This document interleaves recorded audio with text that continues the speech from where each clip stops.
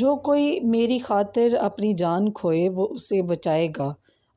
ہمارے لیے آج کی انجیل مقدس بمطابق مقدس لوکا اے مسیح تیری ستائش ہو، اس کا 9 باب 22 سے 25 آیت تک۔ اور کہا ضرور ہے کہ ابن انسان بہت دکھ سہے اور بزرگوں اور سردار کاہنوں اور فقیہوں سے رد کیا جائے اور قتل کیا جائے اور تیسرے دن جی اٹھے۔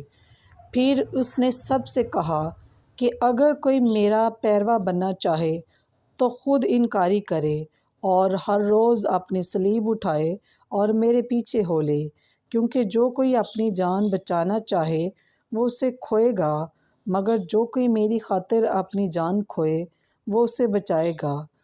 کیونکہ آدمی کو کیا فائدہ کہ اگر تمام دنیا حاصل کرے مگر اپنے آپ کو کھو دے اور اپنا نقصان اٹھائے۔ بس پاک کلام کے پڑھے اور سنے جانے پر خداوند کی خاص برکت ہو۔ خداوند کا شکر ہو۔